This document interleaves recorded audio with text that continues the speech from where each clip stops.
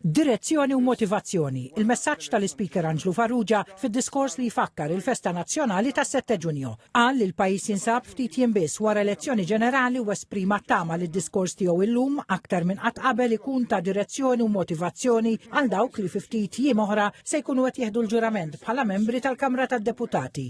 Min dil verità toħroġ sejħa waħda, illi kull deputat għandu jiftakar li l-kelma tiegħu ma tappartenix lilu biss. Iżda l-kelma tiegħu tappartieni lil fiduċja lil poplu qiegħed fl-istituzzjonijiet tiegħu. Għalhekk irid ikun ċar u ċar ħafna. Ir-rispett lejn din l-istituzzjoni irid ikun wieħed assolut. Mhux formalità, mhux tiżjin, mhux kliem sabiħ biss għall-okkażjoni imma dmir morali, dmir kostituzzjonali u dmir nazzjonali. Għalli waħda mill-lezzjonijiet kbar ta' 7 Ġunju hija li d-demokrazija mhijiex biss iljet li titkellem iżda dmir, li titkellem b'responsabilità, mhux biss libertà li tajjat iżda li taraf x'inhu xieraq u li l-Parlament qatt ma jista' jkun b'saħħtu jekk il-poplu jitlef il-fiduċja fih. Għalhekk, bħala President tal-Kamra u b'rispett lejn membru u kull membru tal-Parlament, ngħid li l-pass li jmiss ma jistax ikun kosmetiku imma irid ikun pass istituzzjonali. Rridu parlament li jqis l-ordnijiet permanenti tiegħu mhux biss bħala relikwa, iżda bħala għodda ħajja li tittiġi dejjem aġġornata biex il-ħidma tkun aktar ċara, aktar maġla fejn hemm bżonn u aktar profonda fejn il-pajjiż jitlob serjetà. Friġlejn il-monument li jfakkar il-vittmi tal-irvellijiet ta' 7 ta' Ġunju 1919.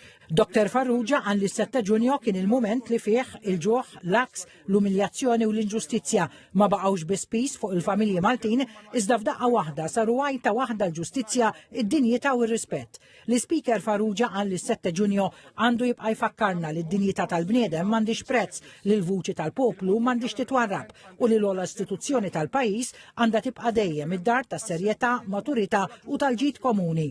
Kien mument għal Dr. Farrugia fejn mixja twila mhux faċli, mhux nieqsa mill-ostakli, kienet mixja li fetħet il-bib għall-iżvilupp kostituzzjonali ta' pajjiżna. Qal li f'dawn il-107 snin mill-1919 Malta kisbet kostituzzjoni, istituzzjonijiet u identità soda. Fuq kollox kisbet parlament sovran. F'ħarsa lejn il-leġislatura li għadha kif intemmet li Speaker Farrugia qal li l-ħidma li saret hija xhieda ta' istituzzjoni ħajja. Fl-14 leġislatura biss li jiena ovvjament presedejt. Din il-ħidma tidher ukoll fiċ-ċifri ċari. Saru aktar minn 459 seduta fil-Kamra. Tresqu mal aktar minn 36,000 domanda parlamentari. Ingħataw aktar minn 90 deċiżjoni tas sedja. Saru 550 laqgħat tal-kumitati. Tresqu 179 abbozz ta' liġi li minnhom 161 saru qatt tal-parlamentari. Ġew preżentati 471 mozzjonijiet li minnhom 46 mozzjonijiet huma tal-membri privati.